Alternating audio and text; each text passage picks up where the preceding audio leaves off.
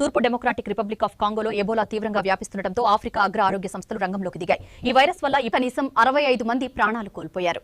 ఈ వ్యాధి ఉగాండాకు వ్యాపించకుండా ఆరోగ్య అధికారులు నిఘా ఉంచారు. సెర్బియాలో 93వ అంతర్జాతీయ వ్యవసాయ ప్రదర్శన అధికారికంగా ప్రారంభమైంది. వాతావరణ మార్పుల వల్ల వచ్చే ఆహార ద్రవ్యోల్బణాన్ని ఎదుర్కొనేందుకు ఆధారిత ఆధునిక వ్యవసాయ పరికరాలను ప్రదర్శించడానికి 40 దేశాల నుండి 10,200 మంది ప్రతినిధులు ఇందులో పాల్గొన్నారు. ప్రాంతీయ ఘర్షణల నేపథ్యం అమెరికా దళాలు ఒక వాణిజ్య నౌకను అడ్డుకుని అందులోని 20 మంది ఇరానియన్, 11 మంది పాకిస్తానీ నావికులను కొద్దిసేపు అదుపులోకి తీసుకున్నాయి. అనంతరం వారిని సింగపూర్, థాయిలాండ్ మీదుగా స్వదేశాలకు పంపించాయి. ఇరు పక్షాల మధ్య వైమానిక దాడులు తీవ్రమయ్యాయి. కీవ్లోని నివాస ప్రాంతాలను అతలాకుతలం చేసిన రష్యా క్షిపణి డ్రోన్ దాడులకు ప్రతిగా ఉక్రెయిన్ డ్రోన్లు రష్యాలోని రియాజన్ చమురు శుద్ధి కర్మాగారంలో మంటలు లేపాయి. బీజింగ్లోని జోంగ్నాన్ హై కాంపౌండ్ లో జీ జిన్పింగ్ తో అధ్యక్షుడు డొనాల్డ్ ట్రంప్ జరిపిన కీలక చర్చలు ముగిశాయి.